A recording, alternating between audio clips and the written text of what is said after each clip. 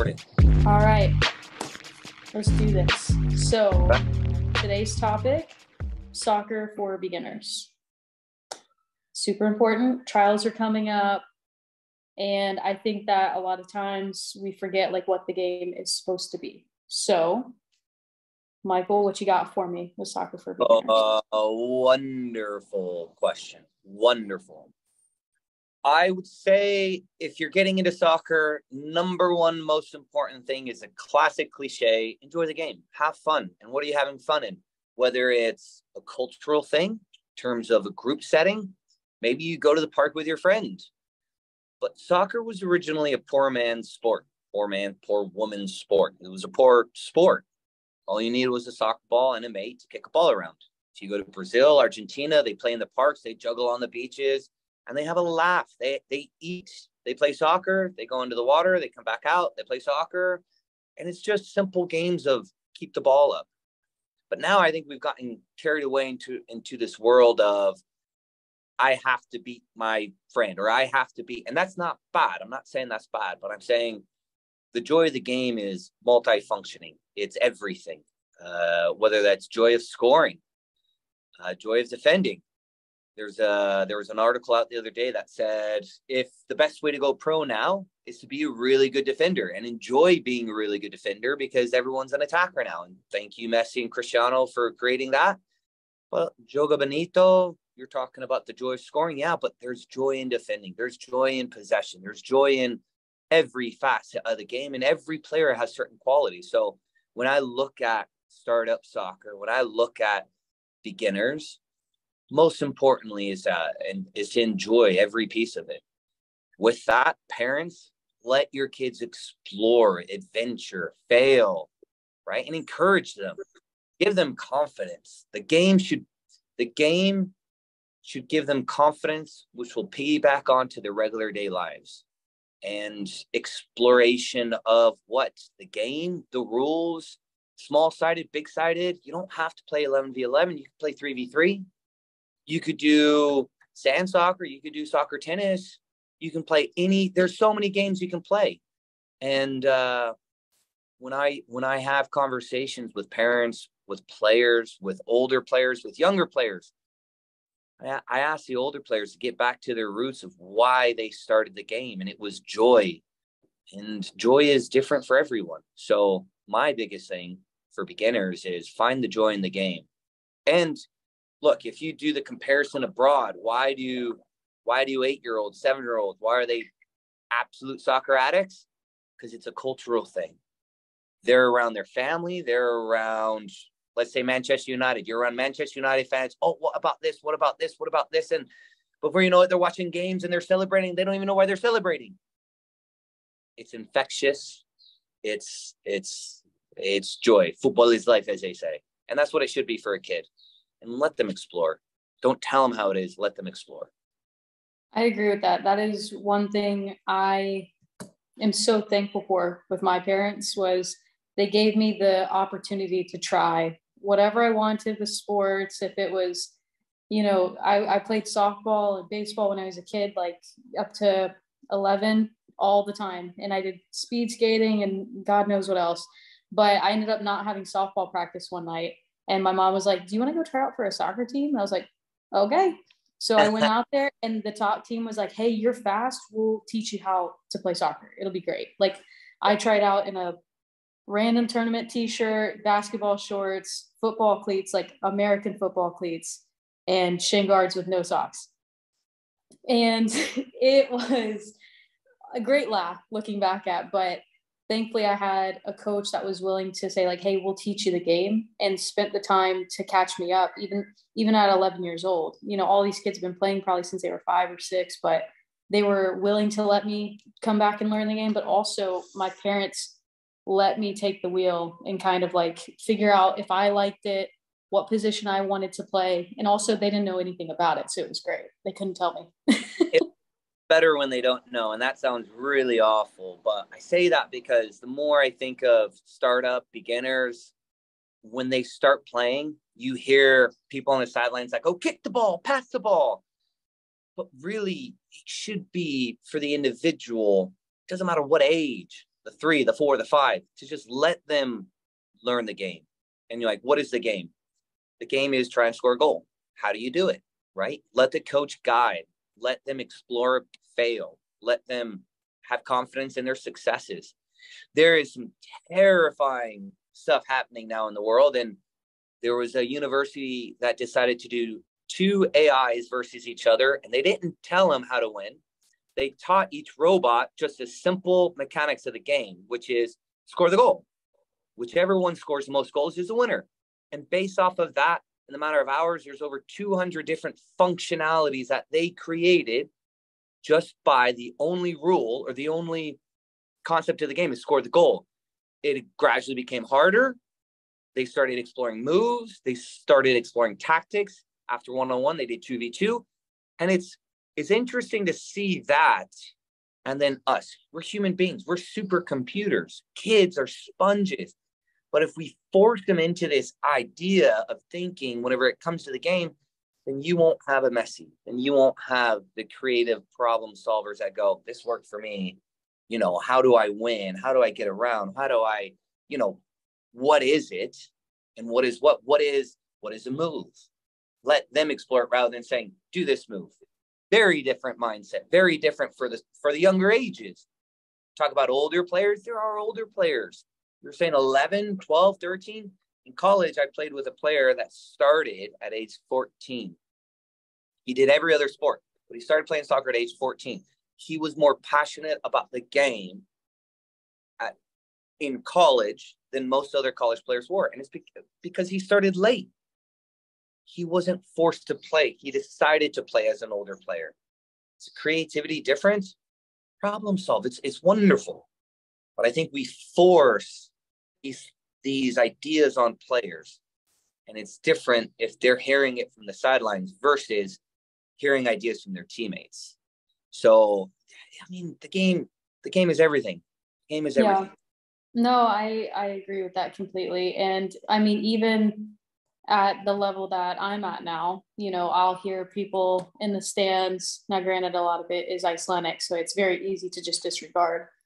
But for the fans that do know that I only speak English and they translate it for me, it is sometimes overwhelming because, especially for me, I have a contract because I am a professional at what I do.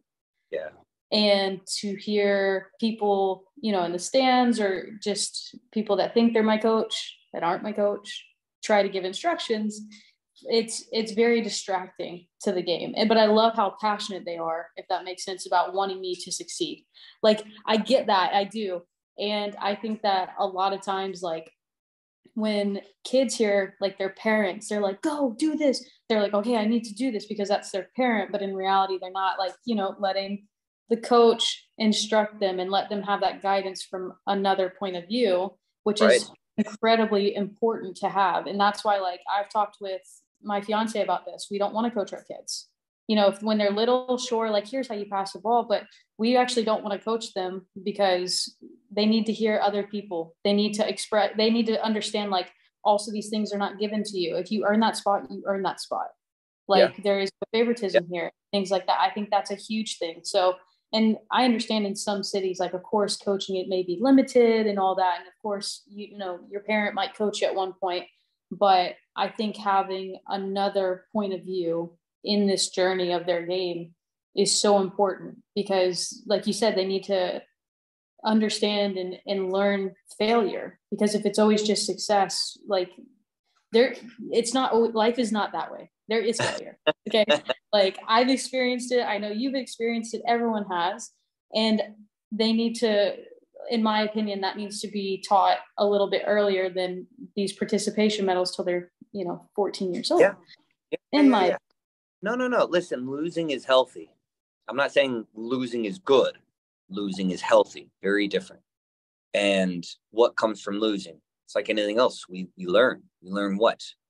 We learned why we lost. We learned what we did individually, what the team did, right? And what are the lessons to be learned is different in every age group. There are certain cultures abroad that don't allow the parents to voice during the game. There are certain organizations that have no refs, which make the players ref themselves. So it's like, is there this honesty? Yes. It also teaches them the rules of the game. For beginners, there's also a really healthy piece of this if they can play with their parents. Look, if you're a beginner and you're a young kid, if your parent has never played, guess what? We have two beginners kicking a soccer ball. And what better relationship to build than learning a new craft with your son or daughter? And it's like, we're here to learn together. Maybe the kid does something better than the adult. Maybe the adult does something better than the kid, but we're supporting each other.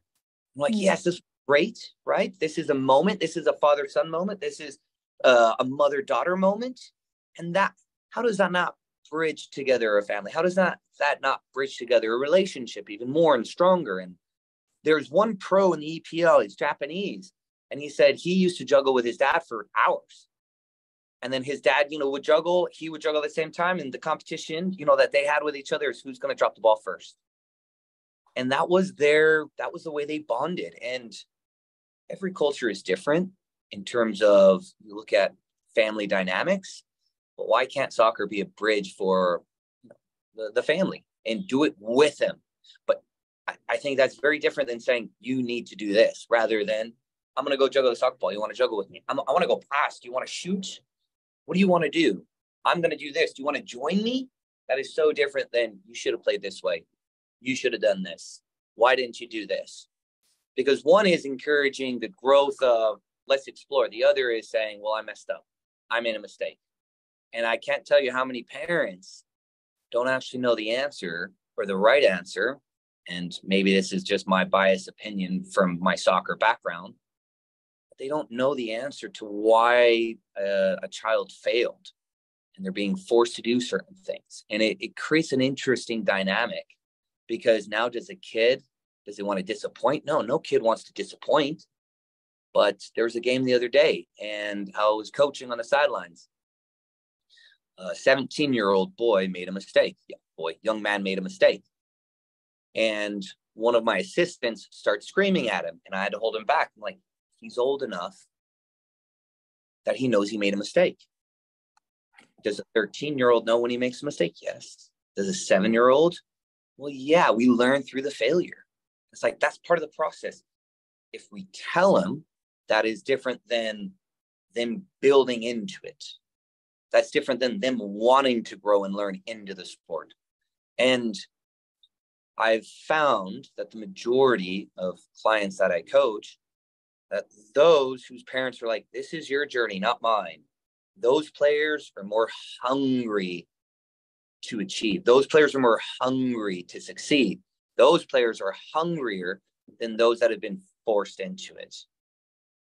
And I understand the difficulty and dynamics of very young players, 6, 7, 8, 9-year-olds, even 10-year-olds. But I have a couple 10-year-olds that are doing fantastic, where parents are like, listen, I just want to provide you with my support, and I want to provide you with the resources so that you can explore this. And it changes the game completely. We're human beings. You're trying to teach young women, young men to be adults. What does that look like? And let them explore rather than being forced. And for beginning players, it should be joy. 100%. And kind of like we had touched on earlier, how my parents, they just were like, yeah, go try it. And I did it for, the tryout, made the team. And they were like, okay, well, you have to pick softball or soccer because the schedules are too conflicting. And I'm so thankful at the time that they gave me the option to pick one, because my family was softball, baseball, skating. That was our life all the time. And you were a skater? I did. Yeah. Some pieces have been put together now. Yeah. So basically the inline, or what is it?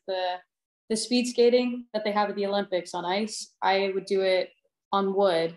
So the same boot, just a different frame, and the wheels are that thin and about that big. And did that sport for a while. Bold. You will not find. It's, I loved the sport for what it was, and all that. But at the end of the day, I'm so thankful that I got the opportunity to try soccer, And I do think that starting a bit later helped me so much, because not only did I maybe have time to like build into that like hunger of like wanting to know more about it and like Right. have longevity for it. But at the same token, like it was a completely different challenge for me. No one in my family had ever done it. And I was like, no one can like really instruct me. It sounds bad, but that was also my thought. No one can really instruct me on how to do this besides my coaches and my teammates. And this would be like my thing. And because softball and baseball ran throughout the family. And so whenever I go to softball practice, it was always this, do this. And I was like, got it. But with soccer, they couldn't really do that for me. Yeah. And I had that freedom. And I'm not saying that like every parent should just be like, be free and like send them on their way for everything. I'm not out, No. but But look at the comparison to your point. Look at the comparison of U.S. soccer versus Argentinians.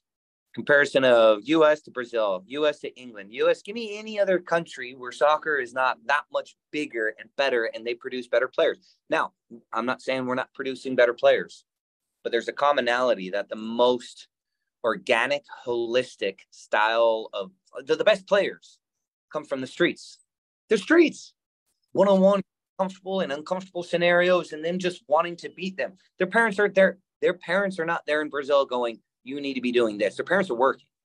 And the kids are barefoot, playing with ratchet balls, and just trying to score on a one-on-one. It's that simple. It's nothing crazy. And it's like Argentina, Maradona, Messi, played with grapefruit, taped up balls. You don't need an actual soccer ball. You don't need actual boots. What you're looking for is just the joy of the game. What's the joy of the game? It's different for everyone, but that's it. But if you go to Argentina and you go see River Plate play a game, they've actually warned women do not come here because there may be a fight. Like the passion for the sport is unreal. All these things. And it's just so interesting. So interesting. But yeah. wow. And that's actually incredible. The the joy of the game, like you said, I do think it's different for every kid. For me, Oh, since I started late, the joy for me was the competition of can I catch my peers? And because it was a new sport, I was totally behind. And I was kind of like in my head, I chalked it up to be like the underdog. And I was like, no one thinks that I'll be able to catch up to the group. None of my teammates, I don't think, really believed in me. They were just like, oh, she's fast. So I was like, I got this. So, yeah. but it gave me so much more drive to put in extra time, get, extra sessions to compete with my teammates. Cause also, again, like a kid, like any kid, you don't want to disappoint anyone. So I was like, I'm not going to disappoint my teammates or my coach or my parents for letting me try this for a year and, break the boundaries of this. And then the joy of surpassing some of my teammates, I was like, I can do this. And seeing that the hard work pays off drove me even more. Well, I mean, those are all big pieces as well, right? What are your individual qualities? But I had two best friends and they were in the game of soccer. And we also played basketball and we played baseball together. And from a social point of view, it's wonderful. It's absolutely wonderful because it encourages what? Oh, I'm going to go with my friend. We're going to go kick a soccer ball. I'm going to go with my friend and we're going to play 3v3. And I don't think there's enough street soccer and just free play soccer in America. These kids are soccer addicts. Provide them give them the games. Give them the stinking games. Instead, it's so structured here. And I understand structure. And I get why structure is good. But if you're a player that's not getting minutes in this structured scenario, you don't want to play. It's so driven in competition that the joy is almost taken out at times. And it's like they're looking for approval from the coaches, from the parents, and that is upbringing and that is cultural. But why is it that a player doesn't have the confidence or faith if they're not playing? Why does a player not have the confidence or faith if the coach isn't communicating? And a lot of the coaches don't communicate nearly enough. There's a couple academy players, pro academy players that just got released. And they say, we have no idea why we were released. And you're like, that's supposed to be a professional organization. And you don't know why you didn't make the cut. That's a pro organization. Now, should coaches be required to provide feedback, review, analysis at the end of the year? I think so. but not all coaches are the same. And if they provide feedback, how does a player know if the feedback's even proper, if it's good, if it's healthy, if it's correct? They don't. We're relying on coaches here in America to provide proper feedback. Are they doing it? I think they're failing. And that's a challenge to coaches. And why? Coach education. Do they understand? And it's an overwhelming feature to be the coach educator trying to provide education for coaches. And this is a completely different subject. But there are articles today saying that we're doing a disservice to players in terms of players have anxiety, players have depression, players have psychotic episodes. And why? Well, the coaches are the one leading this. Is it the coach's fault? It's not just the coach's fault, but the coaches can make an impact for good on these players. But if it's a win at all cost, that changes the scenario completely. Does the win at all cost, not only does the win at all cost develop and produce healthier human beings? No, it doesn't, not in my eyes. And data will prove that. These 8, 10, 12, 13-year-olds, it shouldn't be a win at all costs. You're trying to create a whole player. You're not trying to say, if I win, this player is going to be better. That's not the case. That's not the case. And right now, coaches are doing a disservice to the soccer industry in America. I mean, I'm not saying all coaches. There are some very good coaches. But as a whole, that is one of the biggest challenges America faces. Lack of coaching, lack of coaches.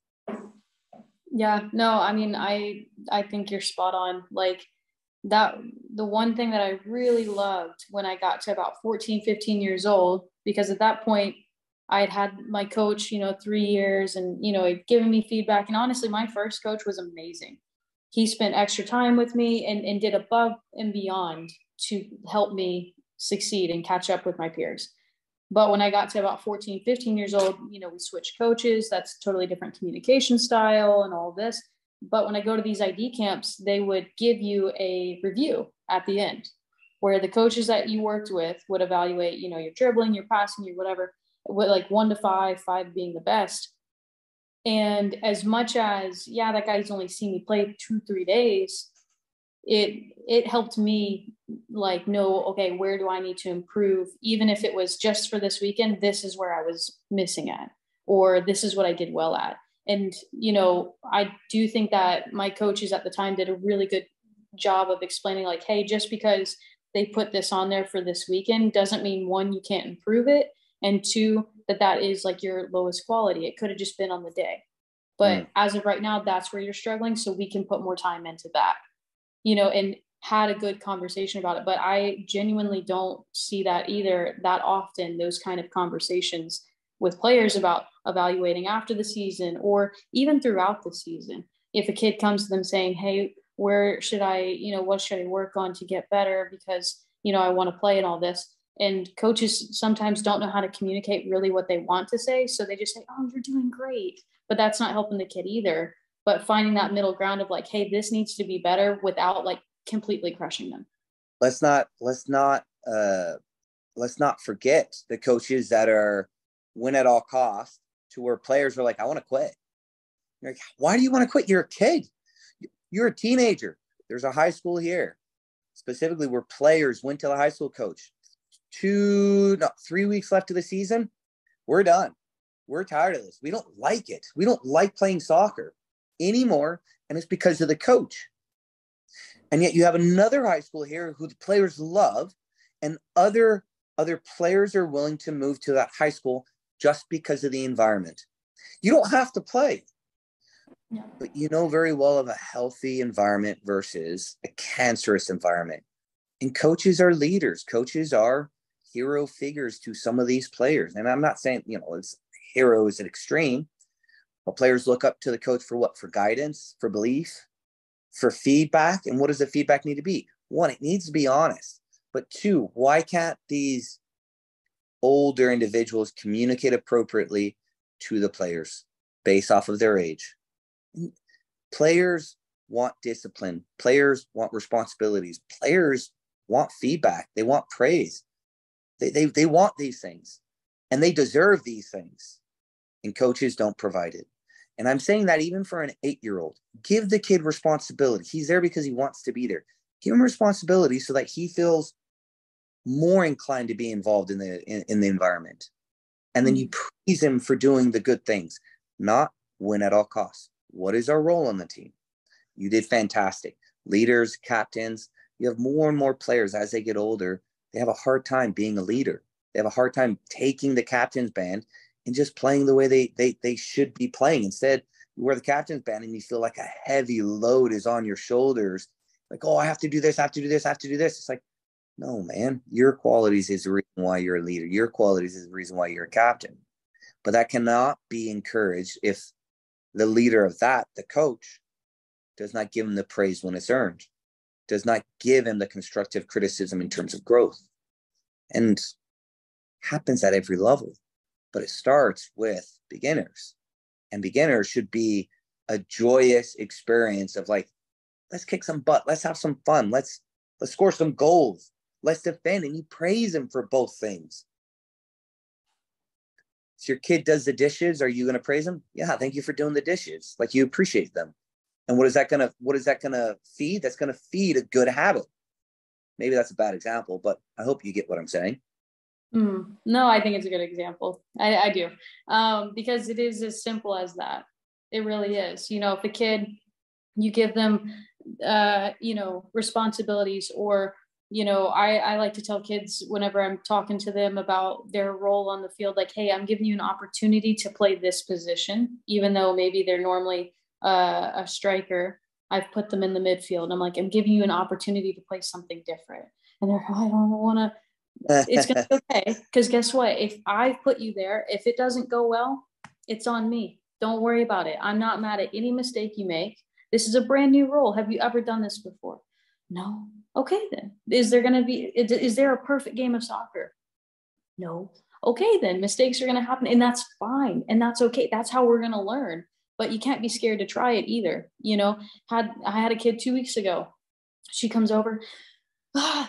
No one has their head up. And I mean, she's livid. I mean, it's pretty broken English, but like, she's getting her point across to me. And I told her, I was like, I'm going to give you the opportunity to go play as a mid, because what do you see unlike everybody else right now? And she's, oh, I don't know. I was like, you have your head up and you can see where the spaces are, right? And she's, right. Yeah. I was like, so this is your moment. I'm going to send you in as a mid. Can you demand the ball? I'm giving you the opportunity to try to make that switch to fix the problem. The kid played lights out. She never played as a mid. But like, she was like, you're right. I can do that. Amping them up a little bit, even though they're 12. You know what I mean? Yeah. But just doing that kind of conversation instead of, oh, they should be doing this. Oh, with her, how can we fix it? I think that you can be the solution here, in all of this. And it just, that kid came off. She's like, I nailed it. And she was so excited. And she was terrified to go play as a mid before that, but the conversation between coach to player before sending them in with a new role is massive. It is. Because like you said, anxiety is everything, like a lot of things right now with these kids. Right. Like, I don't want to, but having the conversation, mistakes are okay. It's huge. People don't quit organizations. They quit leaders. And that's in any business. If you have a bad boss and you have an opportunity elsewhere to be in an environment where the guy likes you, or where the guy will appreciate you, or tell him, you're leaving. And that's for any parents, right? That's all parents. Everyone's on the same page. If you're a kid and there's another team where a coach will appreciate you, arrivederci, never see you again, right? Now, the struggle with kids is, we addressed it earlier, it's a social thing. All my friends over here. I think you're going to like your coach. I think your coach likes you more than the coach you have. You're going to make new friends. You've made friends before. Why? Because you're awesome. Now the coach thinks you're awesome as well. And you're going to really enjoy this. I've had way too many conversations with parents, with players on these organizations. And it's frustrating. And I understand that. It's definitely a beast that needs to be tackled, but yeah, it's tough times. Yeah, no, but I think that this is like a good, rundown of like for soccer for beginners so far. Like, and honestly, we could keep going. Like, there's so many things to tackle with soccer for beginners, but I think this is a really good foundation of like what the game should be, expectations, you know, for not just like players and coaches, but parents, you know, what that needs to be, and so that they can really enjoy this experience and, you know, possibly even just like fall in love with the game, you know, regardless of the age, you know, giving the advice from two people that have been in the sport long enough as players, coaches, to see like where we see the most growth and joy and happy times in the game. So, which, like you said, joy is the whole point of this, you know, and there's so many ways to enjoy the game, from playing it for years or just starting out, you know, as a new experience. So I think that this is a really good foundation for people, and I hope that they can get something from this chat. And we'll have to do another one over this, like stage 2. Well, there's a foundation. We'll keep adding layers.